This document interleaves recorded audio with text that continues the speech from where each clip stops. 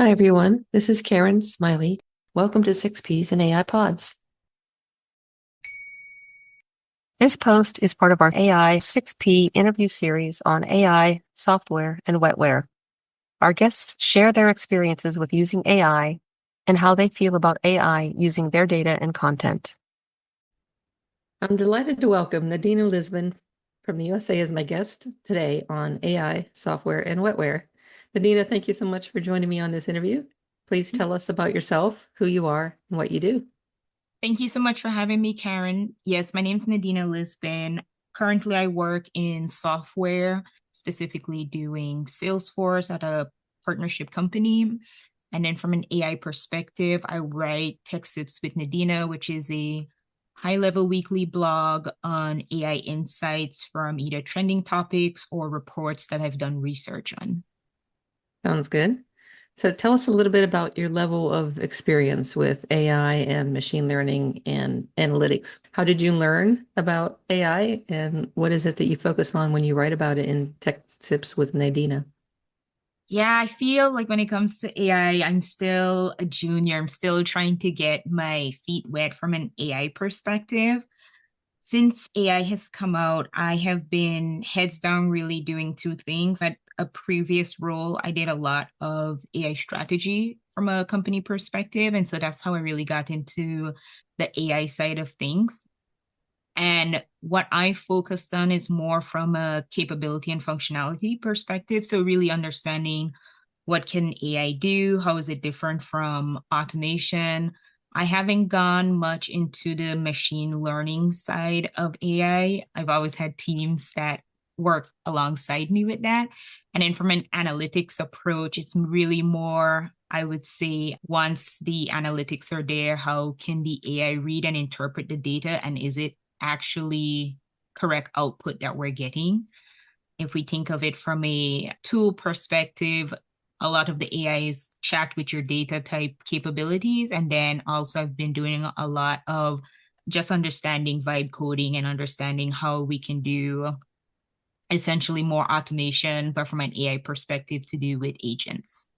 Can I ask, what's your educational background? Yes, I have a master's in computational science, and then my bachelor's is in computer science and mathematics. Originally, when I was just leaving my master's, I was trying to figure out, okay, I have all this, I like to say computer science education. What am I going to do with it? I wasn't sure yet then what I would be doing now. If you'd asked me that question several years ago, that I would have gotten into Salesforce and doing that type of software. It was more so that when I did my master's, I did an internship at a, now you would call them ISV company, basically companies that sell Salesforce as a service to other companies. And that's where I learned about Salesforce. I have since grown to spread across the enterprise and learning about more technologies and really understanding them from a capability perspective as it relates to CRM. So with that educational background, you obviously are well positioned technically to understand not just vibe coding, but real coding.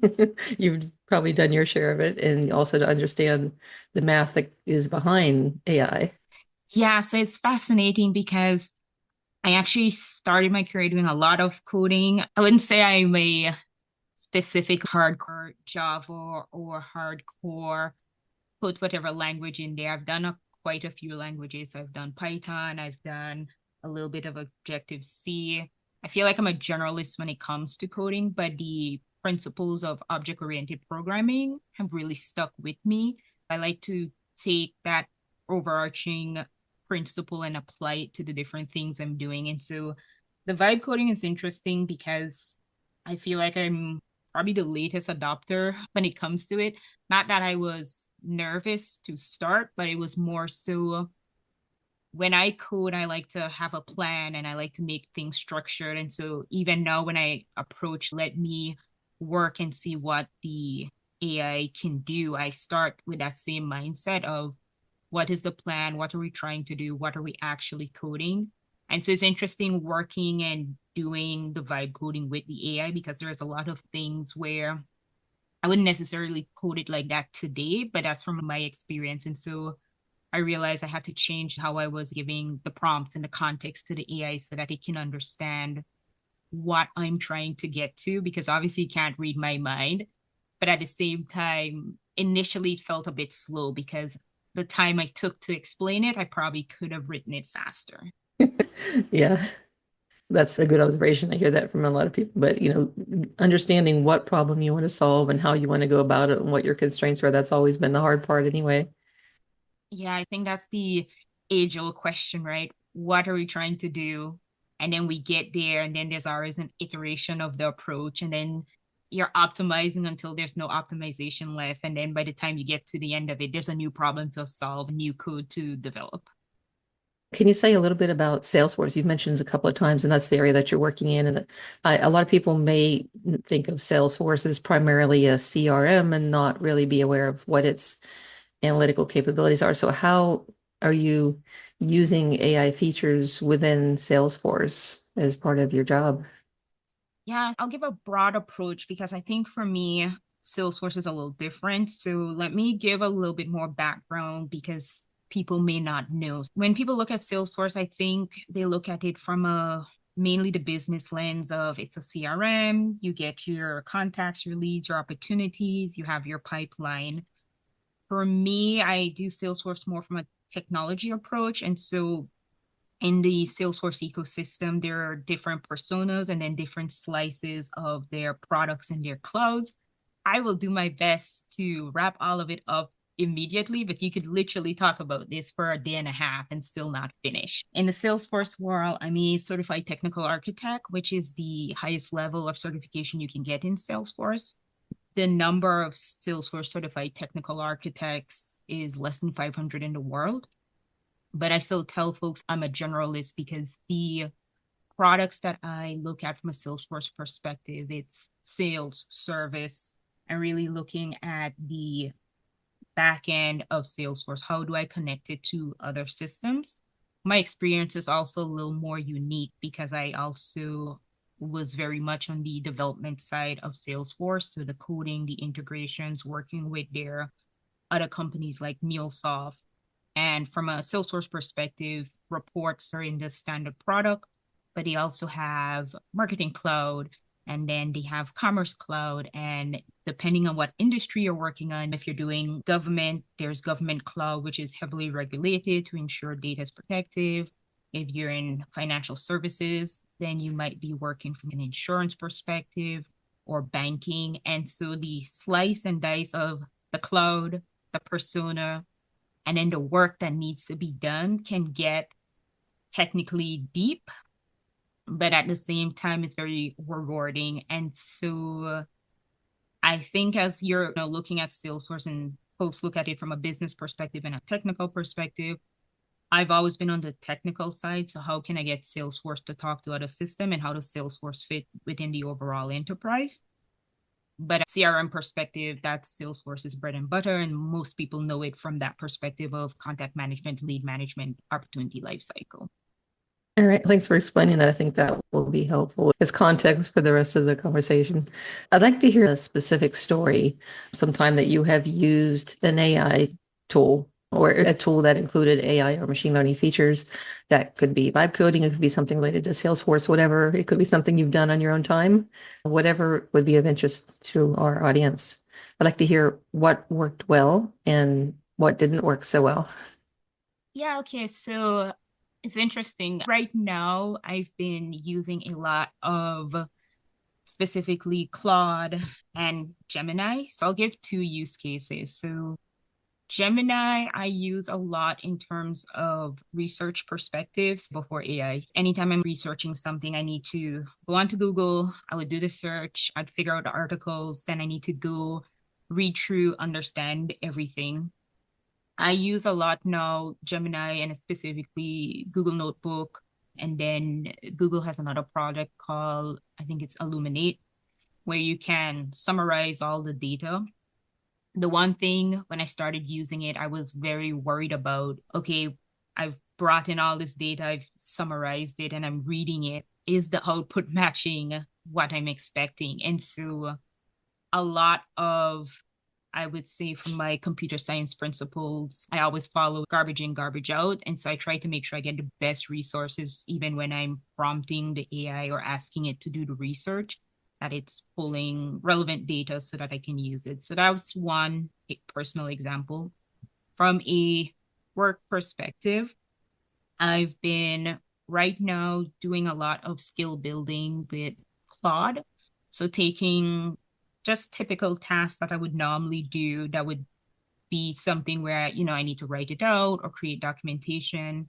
And I've created actual skills to either do the work, analyze the work, but there's still that human in the loop element of the skill where I always have it paused to ask me, okay, review this. And the reason why I do that is one, I've seen things where even though the research was good, everything that I fed the model was good, we somehow got from point A to X with hallucinations. And I couldn't really figure out what had happened. Like, how did you make these assumptions? And as an architect, I always say trust but verify. And so when I would now reprompt to say, help me understand how we got here, it would have pulled in maybe a source that was not as credible, even though I said, hey, just use these 5 sources. Somehow it got a 6 or 7 source pulled in as part of that data set. And so I always try and know and make sure that I have steps in place, guardrails in place, so that I can check before we move on to the next step, so that it's not one wasting time thinking about thoughts that he shouldn't be thinking about. And then two, I like to understand, okay, how did you arrive to this conclusion? Most of the time, especially if I'm working with anything from a Salesforce perspective, I would already know the answer. So I usually do a reverse engineer to see if I can get it to the same level of quality answer that I would expect to give for myself. And then what do I need to do to get it to a level of confidence from an answer perspective that, okay, if somebody else on my team ran this skill, they would be able to understand, yes, this is good. Okay. So these are skills that you're writing to use at work, and then are you sharing them with your team for them to use as well? Yes. So a lot of it is we try to create either frameworks for the skills or we have a skill that is shared amongst us. But with AI, sometimes the output you're expecting, it's not always going to give you the same output. And then depending on the input or what you fed to it, it might be completely different. So we're trying to essentially create a baseline of if we give it X, we expect Y. And if we got Z, then we need to go back. Okay. So have you noticed that when you've developed any skills that they work now, but then something in the model changes and a month later it doesn't work as well as it used to? Yes, and I think it depends on what model I'm using. It also depends on, again, the underlying what I'm doing with that specific skill. I have noticed that even with Gemini, the model, I don't know when the change happened. Maybe it was like a month ago they changed a few things, and the model itself has been not as I like to say brilliant as it used to be. And so I'm finding that I've had to kind of reset what I'm doing with it to ensure that it's still at the level of quality I expect it to be. You mentioned earlier that by the time you finish explaining to the AI tool what you want, you could have written it yourself. Do you find that that's true also with the Claude skills? If you think about the amount of time that you spend tweaking and monitoring them, do you think it's less work than doing the actual research yourself? Yeah, I think upfront there's definitely a cost because there needs to be time to actually, again, for me, I like to have a thought process in mind of I'm expecting this specific answer. So I now need to, I think of it as how I would train a junior associate. I can't expect them to get to my level of answer on day one because I don't think that's something you should expect of anyone. It's like starting a new job. They started on day one and you need them to be a rock star by day 5. It just doesn't happen. And so I try to think about it that way. Am I explaining to this LLM correctly? Am I giving it the right context, the right prompts, the right thinking so that it can get to that level? And that does take some time. So when I'm on a time crunch, yeah, I'm going to do the work first because I have a hard deadline. But once I get the response and I get some downtime, then I run it through again. Because for me, even when I go back to my experience of building code in the past, I might have built something that took me a whole week. If I rebuild it again, it might take me 3 days. And then I can figure out what the optimization is. And so, will I get that exact same project again? No, but the principles of what I learned on how to build it, then I would be able to apply that to a future project. So I think of the Mhm. same way with my Claude skills, my Gemini gems, and the Chat GPT GPTs. I'm giving it the rules, the instructions. It's going to change because things will naturally change. But if I tweak it enough times and I do it enough times, eventually it will get to a point where I can see it as stable. And then I'm just now building on what it needs to do.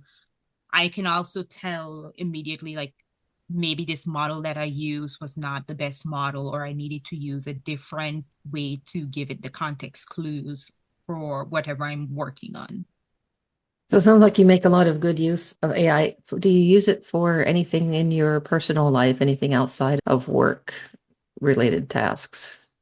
Yeah, right now, personally, I've just been playing around with some vibe coding, and then sometimes I'll use it to do things like, instead of searching on Google because it already has AI as well, I also do more of searches for topics that I'm trying to find deeper detail on or research on. But even then, I've noticed a difference between searching Google without the AI search, searching Google with the AI search, and then searching using Gemini and saying, do deep research. Sometimes when I'm doing the tree searches, this is when I have lots of time to really analyze it. I've noticed that it will not bring back all the detail that it's searching for, even though it's like a page one result. I would expect to see it there. And then when I go to Google and do the AI search, same thing. It kind of summarizes it, but it might not give all the page one details that I'm expecting. And so then I turn off and I say, no AI search. Let me actually go visually look. And it's like, why? Then when I ask, why didn't you choose this specific topic? Then it's more of, it didn't think about it, or it'll include it next time. And my goal is to figure out, okay, how can I make sure it includes it every time? And so then I kind of go down a rabbit hole to figure out why. Why was this not brought up? Or why this is page one of the Google search. I would expect you would summarize it, but it didn't. It did maybe the top three. And I don't know if that's because of the SEO ranking or what is going on from the model's perspective that it's picking specific topics. You mentioned that you have the Substack newsletter, and that's actually how we met. We met on Substack through the AI community there. Do you ever use any AI tools as part of your writing process or for creating images or anything like that? Yes, I have used one called Napkin AI to do some of my images. And then from a writing perspective, I'm still very not nervous about it, but even when I do the research, I still will write it by hand because I know the data that's coming back is the data that is found. But again, I don't know, maybe it's the architect in me that I have to trust and verify. And so that's part of that process. I just need to make sure that it's in my own words, because sometimes when you like, you'll have AI say, hey, can you summarize this? And it will give you back this long paragraph. And I'm like, why are we having so much conversation? You're overwhelming me with information. And I will tell it, can you give it to me concise, 3 bullet points? You're presenting this to an executive. And it will, for the most part, keep the context, but then it will lose context within the middle of the thread for whatever reason. Again, I know it's probably because of limits and windows and all those good things, but I think that your voice itself, it's hard to train AI on it. I know people, they'll feed it a brand and it'll get pretty close, but there's just certain human things that you should do. And even if it will help me with the research, I still try to write it by hand. I have my own template that I use. There's not a lot of thinking for the template part, which I did have AI help me figure out was a concise template that's easy to read. But then the actual content, I try to write by hand so that it's my voice. And again, I don't know. I don't know if I would ever be able to train the AI to 100% right like me, because even my voice will evolve over time as I learn new things in different ways. And so that's a conversation in itself about how well AI could write as a person or as me. But yeah, I have used some AIs to do some of my images, and then I'll use Google Images as well for some of those topics. It sounds like you're making a lot of good use of AI tools for a lot of different things. Are there any things that you specifically avoid using it for other than your writing? Would you avoid creating music or videos or writing a personal email or something like that? Yeah, I think it's interesting because I think anything where it's somebody's livelihood always makes me a bit wary. So a musician, for example, has spent years and years learning the trade, learning music, and AI can, yeah, I can create something in minutes. But as a person, I have just a little bit enough to understand music, but I'm not at that level of mastery where I could listen and say, like, oh yeah, this is the greatest thing and I should go publish this today. It's more of, this was a fun project. I don't see AI become this thing where it's going to help people, yes, but at the same time, there's just certain things that people do really well. They've taken the time to master it. And so having AI try to replicate that mastery, it feels a bit weird to be like, oh yeah, today I'm publishing music because I got the latest and greatest model that can synthesize all these amazing people and do it. It just feels like something you shouldn't do. It's similar to artists when you're creating paintings, right? Somebody spent time learning how to paint, learning brushstrokes, learning. They look at a blank canvas and they can see what that image looks like. And I understand that to a sense because I can look at Salesforce and see, oh yeah, this is a problem. I can tell you 100% how to solve it. I don't think about it. It's like breathing for me. And so to then try and have an AI replicate that is just, for lack of better words, weird. Okay, thanks for sharing that. So, one concern that has come up is where the AI and machine learning tools get the data that they use for creating these models that can generate new combinations, new text, new works. And a lot of times they'll use information that people put online. For instance, on Substack, we have an option to disable allowing the AI bots to scrape our newsletters. And I'm curious if you've got that setting turned on or turned off. Do you allow bots to scrape your newsletter? Yeah, so I learned about it a little too late. So I think they've already been scraping. So I didn't turn mine off. At the same time, it's interesting because I think AI is definitely running out of what can be fed now, what information. And so they're getting this information from all over. It's one of the reasons why I'm also trying to move off of the Gmail ecosystem. It's the same thing. One day, everything was just like, yeah, AI can now access your Gmail, your Drive, and everything you have. And so I did turn it off. But again, I felt like I was too late because AI, once it's on, it does it quickly. And I have a lot of my personal writing in there. There's a mini panic. I started moving everything. And then I was like, okay, I need to go to a different email provider, which I'm slowly moving towards. But the fundamental question I was thinking about is, how do I really protect at least myself digitally online? Because now throughout the years, if you Google my name, there's things where I've spoken at different conferences, things that I've written, and I'm sure with good AI, you probably could spoof me at this point because I've already put out too much content on myself. And so fundamentally, there needs some type of guardrails to say what's in and what's out. But even just a toggle, how do we know? How do we trust that the bots won't try to still take it? Yes, it's off from an API perspective, but who's the person that's making sure that is actually off, right? It's a toggle on the UI, but is the API actually locked down that if the agent or whoever scrapes it, do they actually get an error message? I think that's fundamentally where we are from a security perspective right now. I'm going to continue to try and not have my things scraped, but at the same time, there's only so much I can do. And there's a little bit of by the time I found out about the Substack one, I think it probably had all my posts at that point. So I didn't turn it off because at that point it was like, it'll get what, maybe one? It felt like I was too late. Kind of similar with Gmail. By the time I had turned it off, it had already probably gotten a good understanding of me from years of history, years of whatever I have in my drive.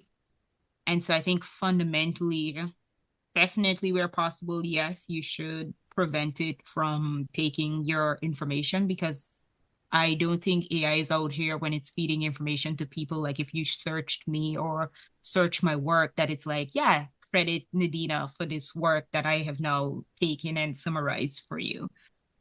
I think if we could get to that, maybe people would be at ease. But then at the same time, AI is very good at taking a bunch of information, putting it together, and making it look like it's possibly something it came up with, but nothing's new.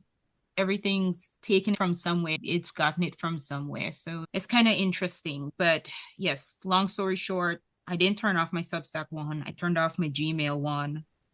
I hope that in time we have better security around APIs because APIs fundamentally have been very open and a lot of the protections have been from a UI perspective, but from an AI perspective, once it has access via API or through a MCP, a model context protocol, skies is the limits. Yeah, and that's exactly one of the reasons why being opted in by default when they turn on these new settings is a problem because the minute that it's on, even if you turn it off within an hour, it's still potentially already been scraped up and folded in. And once it gets trained into an AI model, it doesn't come back out, you know?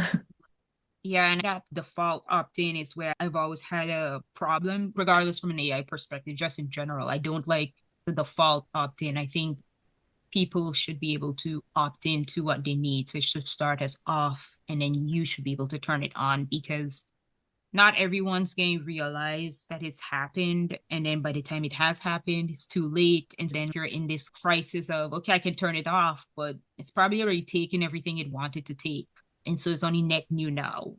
It was about 2 years ago now where LinkedIn did something like this, where they were opting all of us in by default to everything we'd ever put into the system up to that point. And they said, but you have an option where you can now opt out from us taking any of your new stuff. Do you remember when that happened? Did that affect you? Did it come to your attention? Because they were not exactly upfront about it. Yeah, it came up. It was strange how I found out about it because I found out on LinkedIn through a group that was like, make sure you opt out. And I was like, opt out of what? And when I found out, it's already taken the old stuff, so I can't opt out of the old. I thought I was not reading it correctly. You're only opting out of the net new, which I'm going to use the word interesting approach because, again, one would have expected to be able to opt out of everything, but it was more of actually, no, you don't have that choice. You get to opt out of net new. Just assume this is all ours. And I think that's one of the things with social media too, where you join something like Facebook, Instagram, and you're not paying for these products. So now you are the product. And what you've posted on there, I'm sure it's in some terms and conditions that nobody's read, that it can either read it or it's become part of now their training set for machine learning or something else. And it's not readily available where somebody would be able to make that decision because they wouldn't even know to think, oh, I should really check and see what I'm logging into, right? Most people are like, oh, yeah, new social media, let me get on first. Oh, yeah, click, click, click. I've already passed through the terms and conditions. And so, yeah, it's just an interesting question in the whole opt in, opt out conversation. So you mentioned that you use Gemini and Claude. I'm curious if you feel like Google and Anthropic have been transparent with you as a user about where they got the data that was used for training those tools. I think transparency is an interesting word. Oh, I see a lot more of, hey, we're updating our terms and conditions. But I know just because I've been following, Anthropic had the lawsuit for the books that it had stolen. Google was trained on Reddit's data, and we don't even know what is in there because there was a whole mess of things that was happening from Google perspective.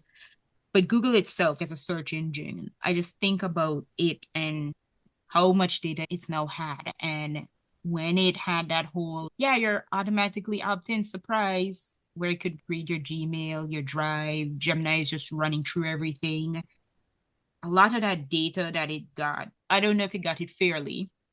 And I don't know, as these models are getting data, what is considered fair in terms of there's some line that people are probably coming up against, probably have crossed it. I think initially when it first came out, especially with OpenAI, people didn't even ask the question, right? It's like, oh, it has all this data. It's huge. It's going to do everything. And then it's going to give you this exact answer. But where did the data come from? I don't think people started to ask that question until it was, I feel like it was a little too late, but now at least the question is being asked. So in the beginning, no, I don't think they were upfront on how they got the data and how they were training these models. At a previous company, actually, when we were looking at doing our AI, we specifically didn't do any of the public models. So we had a private model internally that you could access, and you could not access any of the GPT, the Gemini. You couldn't access any of it from your work computer. So it was just blocked. That was quite an interesting time for people because they felt like they weren't able to do what they needed to do. But at the same time, there were so many leaks of companies putting data in public models and people not understanding that once you put it in there, it's out there. And I think now people are a bit more secure. They have their own models internally. There's more tooling around. I have my work cloud, I have my personal cloud, and those two should not meet. The work should go into work, the personal should go into personal, and do not mix them. I think there's more understanding there. Same with Google, same with ChatGPT. But I think initially when everything came out, the excitement of I have a tool that can help me write an email, which is what a lot of people were using for, or I now can have this short, succinct email for corporate America, or it can summarize these meeting transcripts for me, and then I can get the action items. I don't think people were worrying too much about how these models were being trained, but at the same time, it was always top of mind for me. Like, how are you getting this data? How do you know so much? So it's one thing when we have a choice about using a tool at work or at home. In a lot of cases, our data is being used just because we are consumers, we are members of the public, and we interact with government and commercial systems. Do you know of any cases where your personal data has been used by one of these systems? Obviously, without disclosing any specific personal data. I don't have a specific case of my data being, I'll say, taken and used without my intent, but doesn't mean that it doesn't exist because, like I said, there's so many tools out there now. Even doing something like you're trying to research someone, there's so much information that can come back. It was interesting because I did do a reverse, do you know who I am? Search my name and what comes back. And it was fascinating, the information that came back. A lot of it, again, was public information that if you do a Google search, you could find it on me. But some of it was, again, page 3, page 4, things that like you really had to go looking to find that information. So it was interesting how that info that already ended up in the model. Again, it was public. I probably put it out there. It's kind of similar to Facebook. Like when I first started, I didn't know I was not supposed to have my Facebook public. I quickly changed that. But again, the data was already out there. So I'm sure I got some of that info as well. But yeah, I don't have a specific case where my information was taken, but I'm sure that it's probably out there. There's probably a clone of myself somewhere running around right now. All right. Do you know any company that you gave your data to that actually alerted you that they would be using it for AI or machine learning?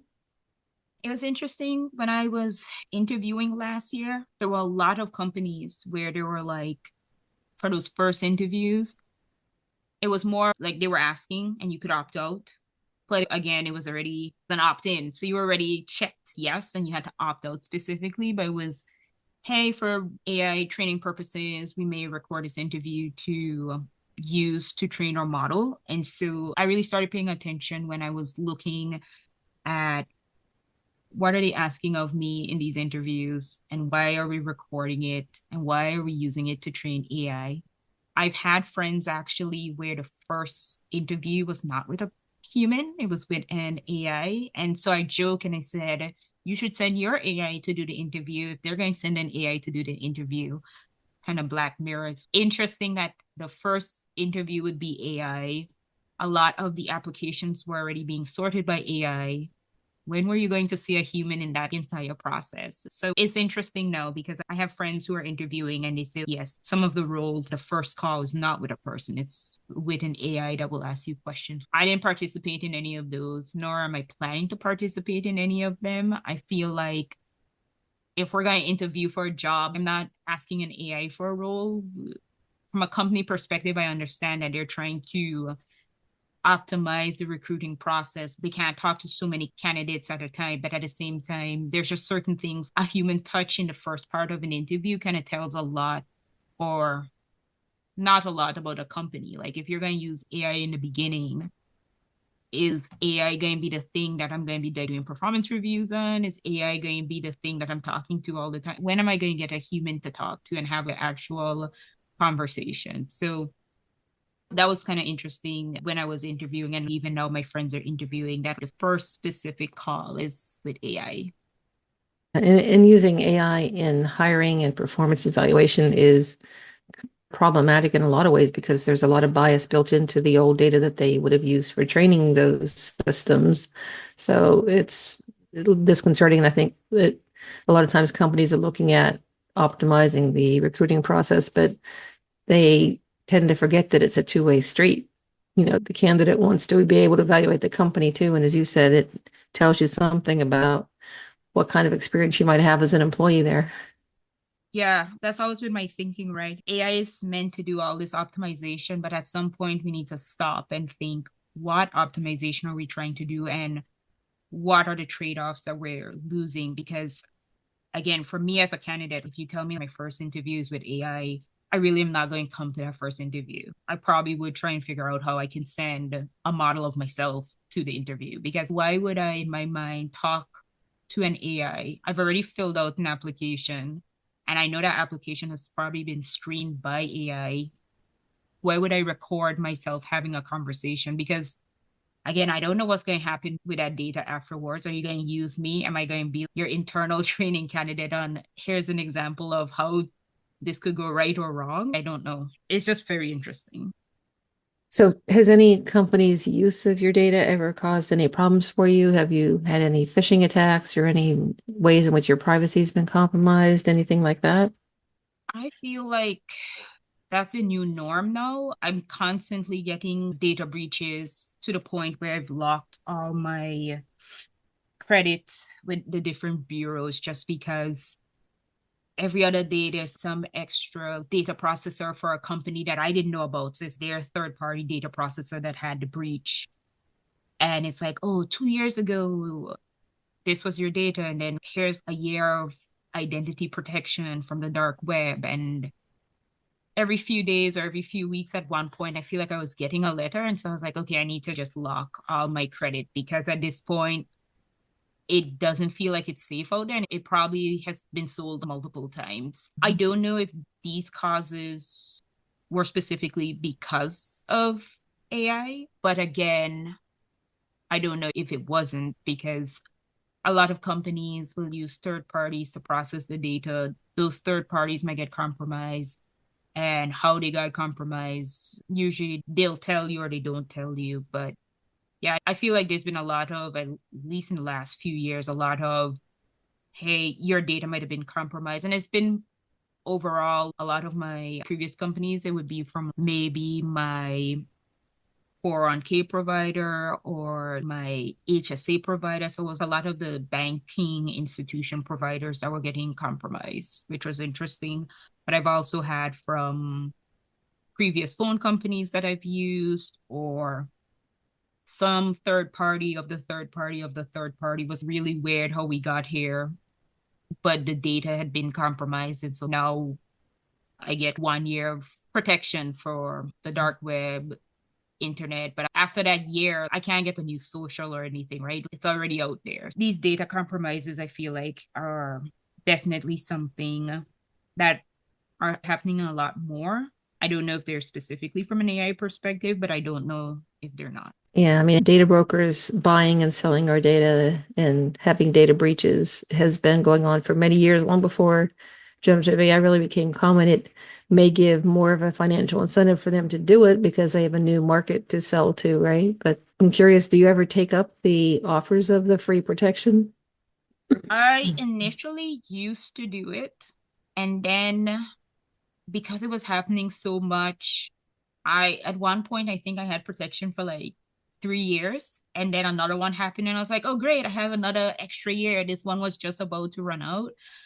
So I specifically just went and across all the bureaus, I just locked my credit. So that makes me feel a lot safer. I can't even open a credit card right now. No one can, which is good. And then I try and monitor where I'm using my credit cards that I have opened right now so that if they do get compromised, at least I understand that, well, I did the best that I could. And I do try to use them when I can, but I don't know if they're actually doing anything for me. Because again, if the data is on the dark web or if it's been sold, after the year is up, the data is still out there. These protections are only to monitor. It's not necessarily going to prevent anything. It's just, hey, we noticed your data was used, but it's not going to stop it.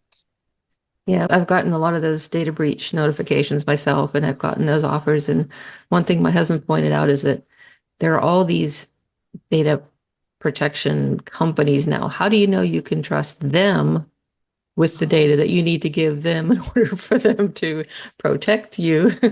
So we don't take those up because, as he said, you have to give them all this private information in order for them to protect your private information. And how do you know they can be trusted? Yeah, that's an interesting point as well. And I think that's why I went the extra step to lock down our credit, because in my mind, I'm sure they also will get compromised eventually. Are they going to tell people when they get compromised, and who's going to protect them? But yeah, that's an interesting point, because you definitely have to give them a lot of data just to get it started. And then you're basically verifying who you are. So it's, if they get compromised, then I don't know. I don't know who to go to next.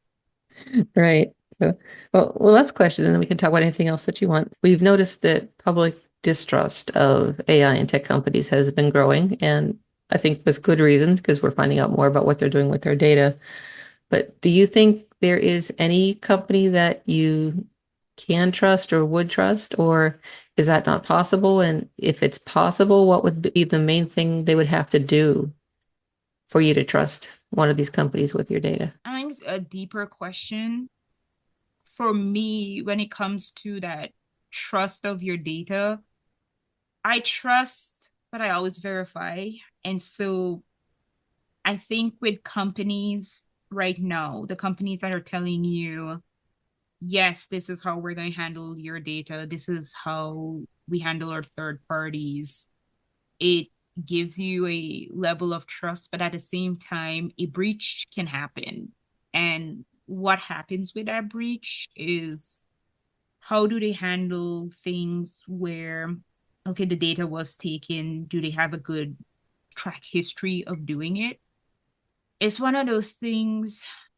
I try to think about it not too much, but also think about it, because I think with every company, inherently, they want to do well with your data. I don't think any company wakes up and they're like, yeah, today we're going to take a bunch of data from our employees. That's the plan and the mission for Q1.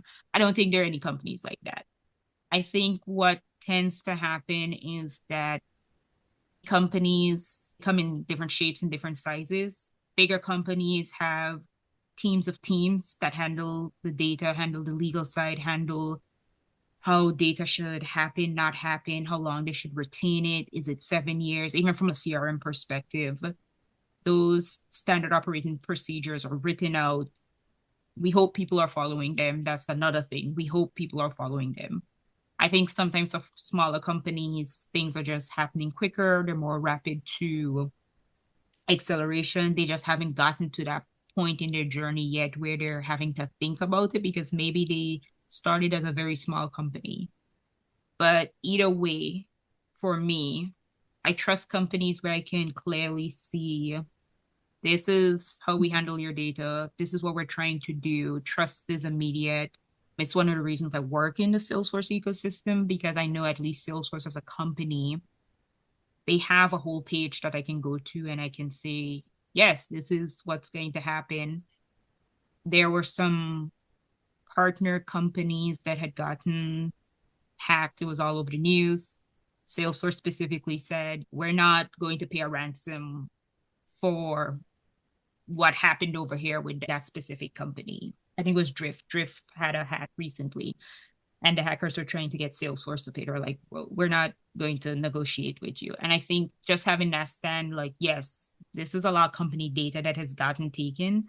But one of the things they also did was work with this company to delist it from the App Exchange so that no one else is downloading the app, but then also work with their cybersecurity team to figure out how we can prevent this from happening. And there have been a lot more security updates that have happened now because of all these hackings that have happened from not Salesforce themselves, but companies that use Salesforce. And so I think seeing things like that makes me feel, for lack of better words, more trusting towards companies like that. But other companies are doing it as well. There are other big companies in the enterprise where an incident happens. How they deal with the incident is how I know, okay, I can trust this company, because data is going to get leaked. We know that. Hacks are going to happen. Protections are going to be breached. It happens. But how they deal with the incident is what I'm looking for. Are you giving a root cause analysis? Are you saying, we know we messed up, this is how we're going to put steps in place? And then you can actually see these steps in place from a public perspective, not we went behind closed doors, we fixed it, it's fixed, and we don't know if it's fixed. It's fixed. We don't know. What does that mean? So to summarize everything, I naturally will trust. I like to see what happens when an incident happens, because then I know how a company can handle it. Companies come in different shapes and sizes. And so bigger enterprises have more teams of teams that handle these data protections. Small companies might not have gotten there yet in their journey. But I hope inherently there are no companies that are saying, like, today's the day, we're going to just leak some data and see what happens. All right, fair enough. Well, thank you for joining me and sharing your thoughts on these questions. Is there anything else that you would like to say? For instance, I have some inside information that you're working on a chapter in a book. Yes.